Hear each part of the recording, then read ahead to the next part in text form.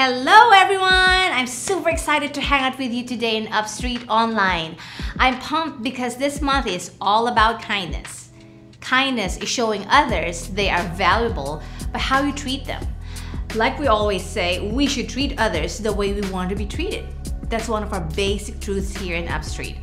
Remember last month we learned about the greatest commandment, to love God and love others? Well, kindness is one way we can live this out. So that's what's in store for the next 4 weeks, and I hope you can follow along. Let's get started by learning this new song for this month, followed by a Bible story. I'll see you guys later.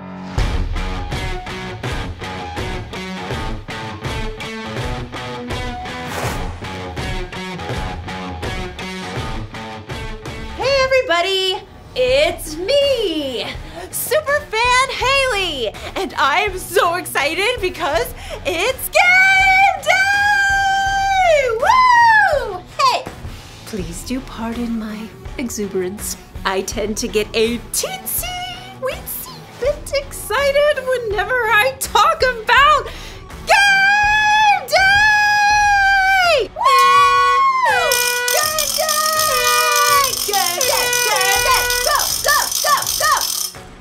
You see, being a fan is important to me because it's the perfect way to show your favorite team kindness. Kindness is showing others they are valuable by how you treat them. Being a super fan is how I show my team what they mean to me. They bring me so much excitement and joy every time they win. I feel like I'm gonna burst. And even when they don't win, they're still so much fun to watch. That's why I cheer so loud. It's why I put on face paint and make a fool out of myself. But kindness is bigger than just being a fan of a sports team. We should be kind to everyone. We should be fans of the people we see every day. Woohoo! Go everyday people! Way to be! Normal! Woo! But everyday people don't always fill me with excitement and joy. They're not always fun to watch. So why should I be a fan of everyday people? Is there even a point to kindness? Of course there is! And you'll find out what it is in today's story. Too much. Whoa, whoa, whoa. See you soon. The Bible. It's 66 books of history, stories, letters, and poetry that fit together to form God's one big story. The epic adventure of how He created us and loves us so much that He made a way to rescue us. As we travel through the Bible, from Genesis to Revelation, we discover people who met God and found their lives changed forever. Now, for an amazing story, inspired by the book of Ephesians, chapter 4, verse 32. Sally Jessup and May Lynn lived in the same town and went to the same school. And both girls had YouTube shows about slime that racked up views from across the world. Get slimed with May! Sally's Slime Creations. The two girls were polite to each other in the hall at school. Hey there! Hi. But they weren't exactly friends either. I'm doing glow-in-the-dark slime next week, so you should do something different. Look, I give my viewers what they want. Which is basically the same thing over and over. Rainbow sand slime, rainbow unicorn slime, rainbow crunchy slime. You're just jealous how many views my rainbow glitter slime got. Whatever. Plus, you use borax in your slime. It's not safe. Is too. Liquid starch is way better. The two girls glared at each other and marched off. A few days later, May watched Sally's newest episode. Sally's Slime Creations. She really should get better theme music. Here's a super important PSA before we get started. You've probably seen some slime recipes that use borax, but borax isn't safe or healthy. Hey, that is not true! I know there's another YouTube show telling you to use borax for the best slime, but in my opinion, you should just unsubscribe to that channel. What? And now it's time for some rainbow fluffy slime. You have got to be kidding! Sally just told thousands of people to stop watching my show! Well, I am unsubbing her right now. May couldn't stop thinking about what Sally had done. I cannot believe her! In the cafeteria at school the next day, Sally walked over to where May was sitting with some other friends at the lunch table. Can I sit here? No way! She can't sit here! When Sally spilled her backpack at the lockers, Oh no. May pretended not to notice and marched right on past. That evening, when May recorded her next episode, she had an announcement of her own. Today on Get Slimed with May, I've got an amazing guest to tell us all about the science of slime. But first, I need to warn you about another slime channel. Someone's telling you not to use borax. Well, you should hit unsubscribe fast because she's a liar. Borax is completely safe and makes the best slime. Now it's time to welcome our guest, Wendy Newton. She's a chemistry expert. May switched to a split screen with her guest, a middle-aged woman with wild curly hair and sleepy eyes. Hi, Wendy. Welcome to the show. I'm honored to be here. I gotta ask, you think borax is the best thing to use for slime, right? Borax is great if it's used correctly. I think God has given each of us the smarts to look up safety guidelines and be wise about it. Oh, yeah, of course. So let's get down to it. You're a chemist. How cool is that? You could say we're all chemists. I mean, just baking brownies is chemistry. That's right. What kind of chemistry are you whipping up for your dinner? Oh, well, it's actually, 3 a.m. here. Wait, what? I'm in Dubai right now. But that's like halfway around the world, so it's night. I am so sorry. I woke you up.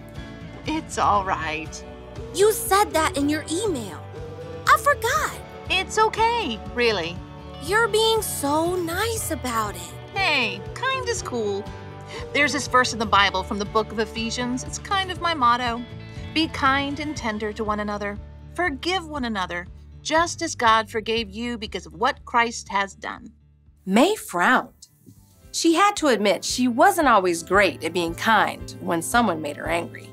Look, I've messed up so many times, and God has wiped the slate clean every single time. That makes it a lot easier to forgive when other people make mistakes. Like calling in the middle of the night? Hey, aren't we a little off topic from slime?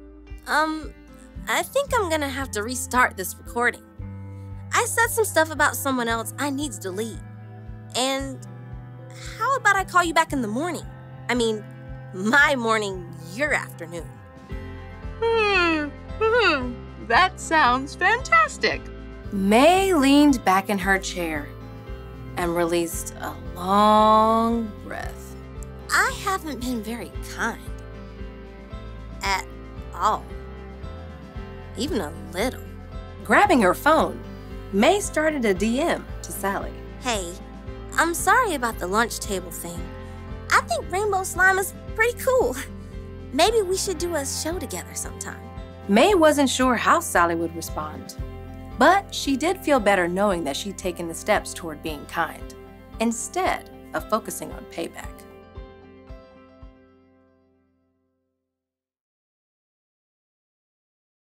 So, what's the point of kindness? Why should we be fans of other people? The answer is here. Ephesians 4:32.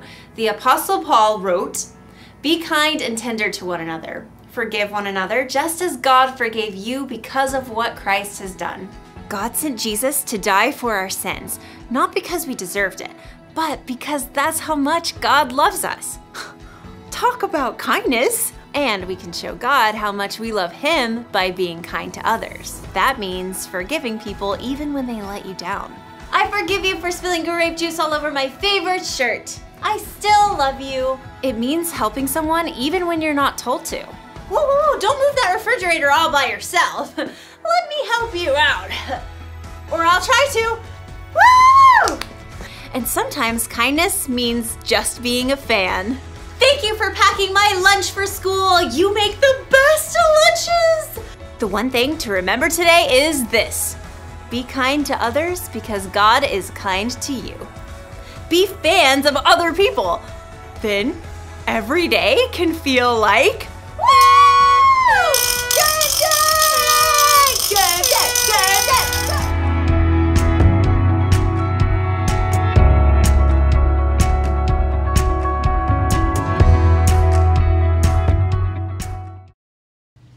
It's not always easy to be kind, but we can remember what God did for us. He was kind to us even when we didn't deserve it. God showed His kindness by sending Jesus, and because of what Jesus did for us on the cross, we can be forgiven. And because we've been forgiven, we can be kind to others. Our bottom line this week is this: be kind to others because God is kind to you. Say that with me. Be kind to others because God is kind to you. Our memory verse for this month is something the Apostle Paul wrote in Colossians 3:12.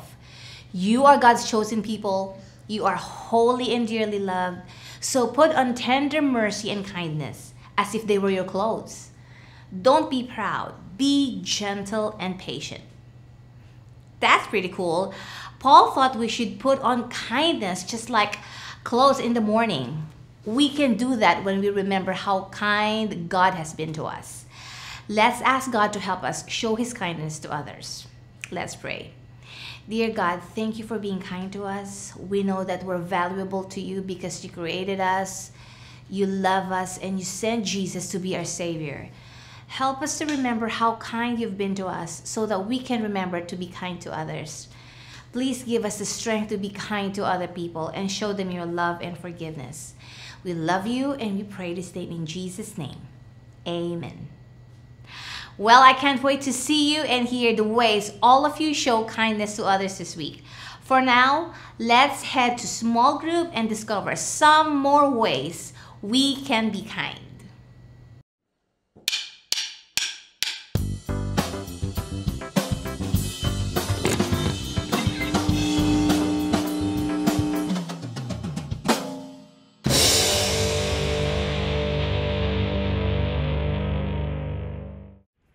When you hear kind, what comes to mind?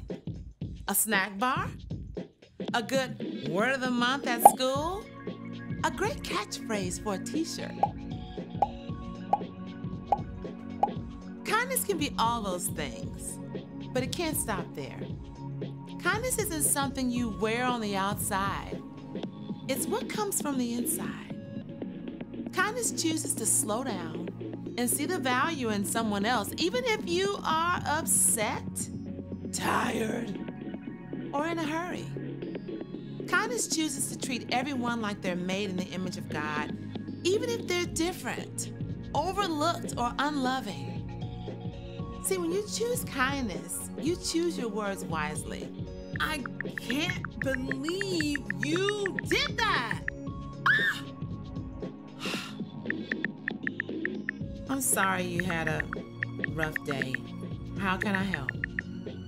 When you choose kindness, you offer it to everyone, from your family and friends to that grouchy old neighbor and that kid at school you can't stand. When you choose kindness, others see the love of God shining through you. That's why kindness is an amazing way to worship God with your life. Because worship is about more than just singing loud. It's all about